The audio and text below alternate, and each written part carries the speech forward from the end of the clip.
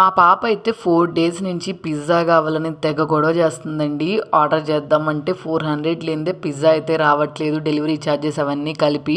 అందుకని నేనే ఇంట్లో పిజ్జా అయితే ట్రై చేశాను ఫస్ట్ టైము. ఎప్పుడు చేస్తున్నా కానీ పిజ్జా బేస్ అయితే బయట కొనుక్కొని నార్మల్గా టాపింగ్స్ వేసుకొని పిజ్జా చేసేదాన్ని. ఇప్పుడు ఆన్లైన్లో తీసుకుందామన్నా పిజ్జా బేస్ అవైలబుల్గా లేదు. నేను ఎప్పటి నుంచో ట్రై చేద్దాం ఖాళీగా ఉన్నప్పుడు ఒకసారి అని అనుకుంటున్నాను. అందుకని చెప్పి నిన్నైతే పిజ్జా ట్రై చేశాను. పిజ్జా ట్రై చేసి తినిన తర్వాత నాకు ఒకటి అనిపించింది, ఇన్ని రోజుల నుంచి బయట ఎందుకు కొనుక్కున్నామో ఇంట్లో చేసుకుంటే చాలా బాగుండేది కదా అనిపించింది.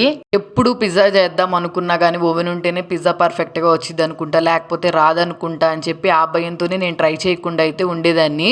ఈసారి పిజ్జా చేసేటప్పుడు అయితే అట్లా అయింది. నార్మల్ స్టవ్ మీదే ప్రిపేర్ చేద్దాము, బాగా వస్తే వచ్చింది, లేకపోతే లేదు అనుకొని ధైర్యం చేసి స్టార్ట్ చేసినా కానీ స్టవ్ మీద చేసినా కానీ పిజ్జా చాలా బాగా వచ్చింది. మనకి మెయిన్ పిజ్జా టేస్ట్ బాగుండాలంటే బేస్ బాగుండాలి. ఆ బేస్ చాలా సాఫ్ట్ గా వచ్చింది నేను చేసినప్పుడు అయితే. 1 కప్పు మైదా పిండి, సాల్ట్, కొంచెం పాలు, ఈస్ట్, షుగర్ వేసుకొని వాటర్ వేసుకొని కలుపుకోవాలి చపాతీ డవ్ లాగా. దాన్ని ఒక 2-3 అవర్స్ పక్కన పెట్టేస్తే అది ఫెర్మెంటేషన్ అయ్యి కొంచెం పొంగిద్ది బాగా.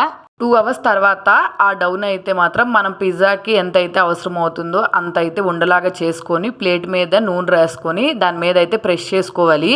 ఆ బేస్ మీద అయితే ఇంకా మనం నార్మల్గా పిజ్జా పాస్తా సాస్లు ఇవి దొరుకుతాయి కదా బయట, అవి onions, tomato, cheese, capsicum, oregano అలాగే చిల్లీ ఫ్లేక్స్ కూడా ఉంటాయి కదా, అవి వేసేసుకొని చీజ్ బాగా ఎక్కువగా వేసుకొని ఒక 40 మినిట్స్ అయినా సరే మనం కుక్ చేసుకున్నాం అనుకోండి బాండీలో, ఎంత సాఫ్ట్ గా దూదిలాగా అసలు చీజీగా ఎంత బాగుందో టేస్ట్. నేనైతే వేడిగా ఉన్నప్పుడే నోట్లో వేసేసుకున్నాను, కాలిపోయింది బాగా. నాకు బాగా వస్తుందో రాదో అని చెప్పి 1 కప్ వేసి ఓన్లీ 2 వచ్చేటట్టు చేశాను. కానీ మా పిల్లలు అయితే గొడవ చేశారు ఇంకా చెయ్యమని. టేస్ట్ చాలా బాగుంది, మీరు ట్రై చేయండి ఒకసారి.